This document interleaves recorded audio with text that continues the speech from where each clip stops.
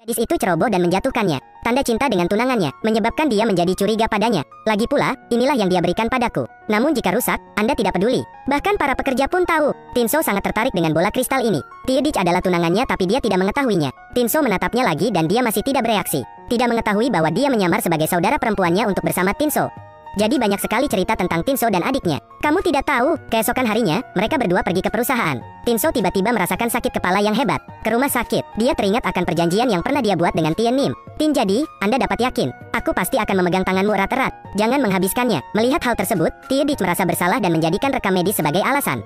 Tanyakan sesuatu pada Ibu Tinso. Ketahui kisah bola kristal. Katanya seorang wanita muda memberikannya. Sebelum pindah untuk tinggal bersamamu, kamu membawaku bersamamu. Malam itu dia membeli bola kaca yang sama. Disumbangkan ke Tinso. Malah menjelaskan tadi malam karena terlalu menegangkan. Jadi jangan katakan apapun. Tinso menerima bola kristal itu. Bahagia seperti anak kecil. Jadi dia berkata dia akan lebih mencintainya di masa depan. Teodich mendengar ini dan tidak senang sama sekali. Karena dia takut bila Tinso mengetahui kebenarannya, akan meninggalkannya di tengah malam. Tinso bermimpi dan mengingat masa lalu.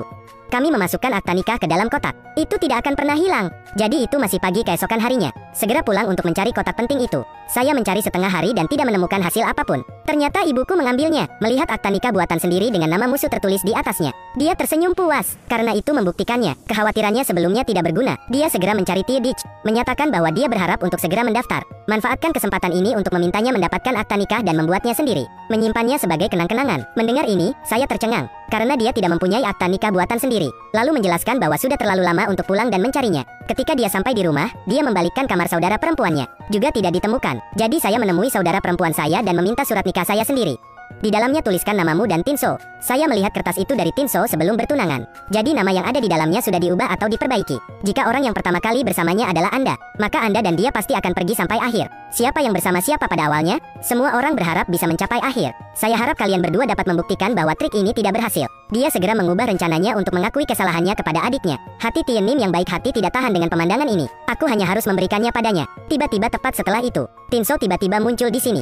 Dia awalnya bermaksud memberitahu saudara perempuan tunangannya, aku akan mendaftarkan pernikahanku dengan adikmu. Namun, dia tiba-tiba melihat tunangannya sedang meminta tanda cinta mereka kepada saudara perempuannya. Melihatnya tiba-tiba muncul, Tien Nim dengan cepat merobek tanda cinta itu. Melihat itu, Tinso sepertinya memahami sesuatu. Pada saat Teodich menemukannya, semuanya sudah terlambat. Dia mengejarnya, berniat menjelaskan kepada Tinso. Tapi semuanya tidak berdaya. Nanti, Tinso pun menginstruksikan asistennya untuk membuka rapat penting. Pada hari penerimaan akta nikah, ada beberapa hal yang perlu saya klarifikasi. Pulang ke rumah pada malam hari, Tinso menggunakan alasan sibuk pekerjaan untuk tidur berdua dengan Teodich.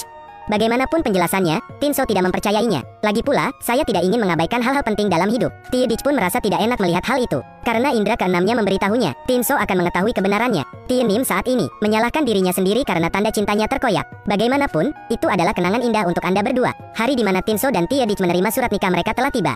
Tinso berkata dia sedang sibuk. Masalah penerimaan surat-surat telah dikesampingkan. Tidak mengetahui bahwa Teodich memahaminya lebih baik daripada orang lain. Langsung bilang dia sibuk di sore hari. Ini tidak hanya menyelamatkan muka Tinso. Dan aku tidak terlalu jelek. Tanpa diduga, Tinso pergi mencari Tien Nim. Saya tidak menyangka Tien Nim akan menghadapi masalah yang sulit. Wawancara majalah komik. Butuh pemilik muda berbakat untuk membangun fondasi yang cocok untuk SALSHO. Tinso mendengar percakapan mereka. Segera mengatakan dia bisa membantunya. Hanya saja Tinso memanfaatkan peluang tersebut. Memperjelas masa kecil dan masa kecil Anda. Terakhir, Tien Nim, atau saudara perempuannya. Saya tidak menyangka akan terjadi kemacetan pada hari wawancara. Pada saat darurat, Zikir segera menyusul Tinso. Lari ke stasiun TV.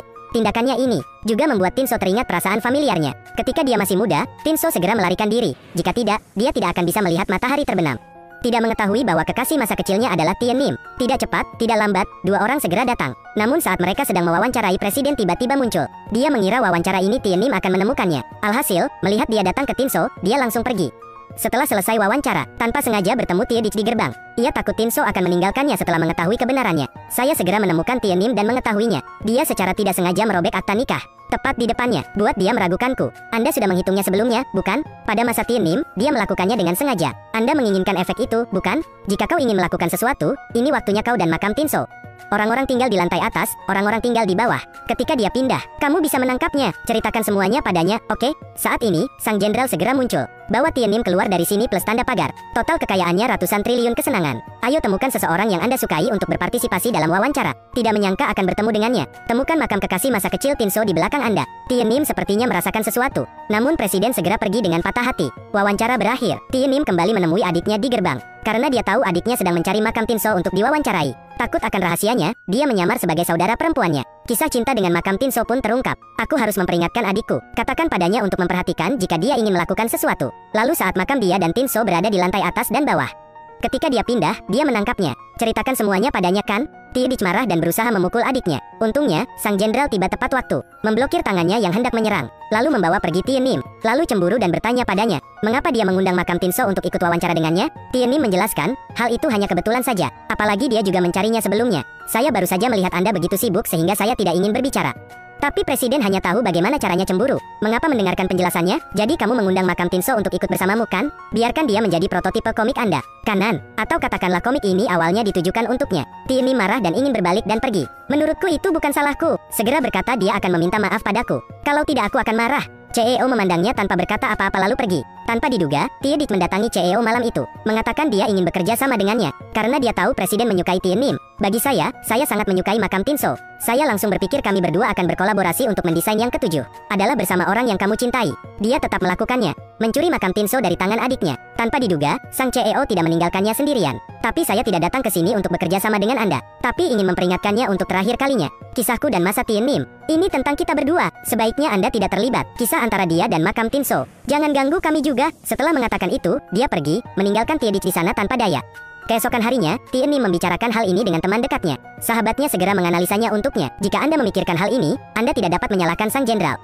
Untuk meminta maaf kepada jenderal, dia segera membuatkan nasi goreng telur yang disukainya, lalu bersembunyi di balik tirai. Melihat sang CEO dengan puas mengambil gigitan pertama, dia sengaja mengeluarkan suara kucing. Kemudian bicaralah padanya dan berdamailah dengannya. Cerita kemarin masih berbicara tentang apa yang akan terjadi nanti. Aku akan lebih memikirkanmu. Saya tidak akan menyembunyikannya di hati saya. Setelah presiden tenang, dia mengerti. Melalui ini, presiden ibarat pohon besi yang menanam bunga, proaktif mendiskusikan dengan asisten bentuk pengakuannya. Pada akhirnya, dia memilih untuk membiarkan robot itu menyatakan cintanya. Hasilnya ketika menemukan jenis nyanyian, melihatnya merayakan ulang tahunnya bersama rekan prianya. Ditemukan secara tidak sengaja, dia merayakan ulang tahunnya bersama seorang rekan pria. Karena presiden tidak salah paham, Tien Nim dengan cepat memancing rekan prianya pergi. Namun, cara presiden mengungkapkan rasa cintanya sangatlah istimewa. Orang yang sebenarnya ada di depannya tanpa mengatakannya secara langsung, tapi mencatat pengakuannya ke dalam robot. Tanpa menunggu Tien Nim bereaksi, CEO tiba-tiba berdiri dan pergi. Asistennya mencoba menghentikannya tetapi dia tidak peduli. Keesokan harinya, presiden kembali menggunakan pekerjaan sebagai alasan untuk menyelidiki sikap Tien Nim, menyarankan bahwa dia memiliki beberapa orang yang bisa dia pecat.